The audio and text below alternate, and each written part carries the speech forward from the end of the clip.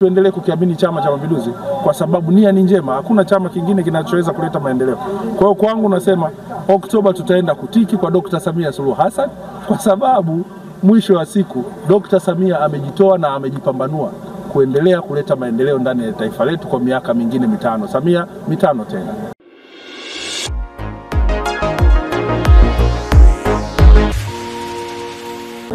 Tunakwenda kutekeleza ilani mpya ambayo hivi karibuni kwenye mkutano mkuu ilani hiyo imepitishwa. Mkutano mkuu wa Chama cha Mapinduzi imepitishwa kwa kishindo, lakini ilani ambayo imepitishwa kwa kishindo maana yake ni kwamba walioiandaa Chama cha Mapinduzi kimeandaa ilani kwa kufuata matakwa ya Watanzania.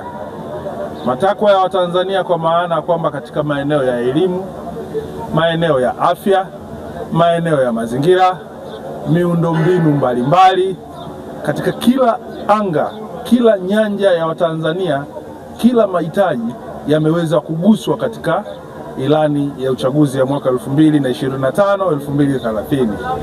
Wapo watu ambao wameanza kuwa wanazungumza maneno machache, lakini kwa sababu tu hawajaweza kuisoma kwa kina. Wakishaisoma ilani kwa kina, watagundua kwamba kila mtu ameguswa ndani ya ilani ya uchaguzi ya mwaka 2025-2030. Na nia ya Chama cha Mapinduzi kwa kiasi kikubwa ni kuhakikisha kwamba inawaletea Watanzania maendeleo.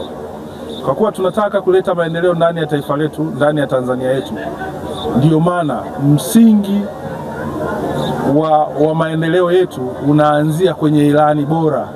Ilani yetu tuliyokuja nayo mwaka 2025-2030 ni ilani bora, na tuna hakika kama ambavyo ilivyo ada, Watanzania watatuelewa na wataichagua CCM kwa sababu imekuja na ilani ambayo ndio utakuwa mkataba wetu kati ya chama na wananchi kwa kupitia boksi la kura. Ukienda mfano Mwanza sasa hivi, kivuko cha Mwanza kilikuwa ni kivuko cha kupitia boti pale Mwanza kutoka upande wa Mwanza kwenda ule upande wa pili. Lakini kwa sasa daraja limejengwa. Lakini kwenye swala la umeme, kama wewe hutaki kutambua maendeleo, kwenye swala la umeme miradi mikubwa ya umeme imetengenezwa, ikiwemo ule mradi wetu ulioko kule Rufiji. Huu ni mradi mkubwa ambao umeondoa tatizo la umeme ndani ya nchi yetu. Lakini ipo miradi ya barabara kutoka sehemu moja kwenda nyingine. Nchi yetu imefunguka sana.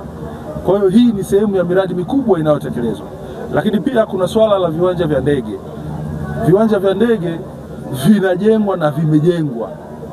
Sio Tanzania hiyo ambayo mtu anaweza akafikiri ya miaka 60 au nyuma ya hapo. Kwa hiyo ukibeza maendeleo ya Tanzania, mimi nadhani utakuwa una tatizo binafsi. Lakini ukija kwenye swala la elimu, swala la kilimo, haya yote ni maeneo ambayo mwanzo tulikuwa wakati tunaanza vijana wetu mashuleni walikuwa wakilipa ada. Lakini sasa hivi kuanzia elimu ya awali mpaka elimu ya form 6 hakuna ada. Wanafunzi wanaweza wakaenda shule na shule zimejengwa kwa viwango bora, shule nzuri. Lakini hata kipindi cha uviko 19 ilitarajiwa tofauti sana ndani ya nchi yetu kwamba labda uviko 19 tungeweza kutumia fedha zile kwa ajili ya mambo tofauti na kununua barakoa. Lakini Mheshimiwa Rais Dr. Samia Suluhu Hassan kwa uwezo wake mkubwa wa kupambanua mambo alizielekeza fedha zile ziende zikajenge madarasa. Yapo madarasa nchi nzima yaliyojengwa kwa fedha za uviko ambazo ni jambo kubwa sana limefanyika, na mpaka sasa tunaendelea. Hatuoni yale madhara ya uviko, bali tunaona maendeleo yaliyosababishwa na fedha ambazo pia tulizipata katika maeneo kama hayo. Lakini mambo mengi makubwa yanaendelea kufanyika, na tuendelee kukiamini Chama cha Mapinduzi kwa sababu nia ni njema. Hakuna chama kingine kinachoweza kuleta maendeleo. Kwa hiyo kwangu nasema Oktoba tutaenda kutiki kwa Dr. Samia Suluhu Hassan kwa sababu mwisho wa siku Dr. Samia amejitoa na amejipambanua kuendelea kuleta maendeleo ndani ya taifa letu kwa miaka mingine mitano. Samia mitano tena. Kila mahala amegusa, ameweka kila kitu. Kuna miradi huko inaendea mabarabara, unavyoona leo hii anazindua Ring Road, anaenda kuzindua Busisi huko, daraja kubwa kupita yote. Hiyo ni kazi ya Dr. Samia Suluhu Hassan ambaye ndio rais wetu wa Jamhuri ya Muungano wa Tanzania.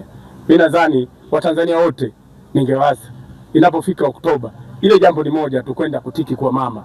Tumeona shule zimejengwa, watoto wanakwenda shule, elimu bure.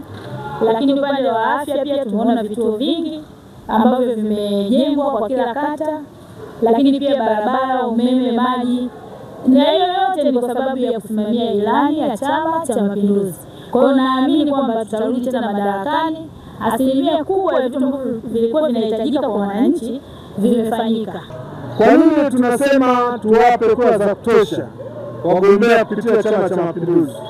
Kuna kazi kubwa sana imefanyika na serikali yetu ya Chama cha Mapinduzi, na hata kwenye wilaya hii ya Chamwino, kwenye upande wa elimu, wananchi wetu wote ni mashahidi. Kuna madarasa yamejengwa mapya kabisa, miundombinu kwa maana ya madawati na vifaa vya kujifunzia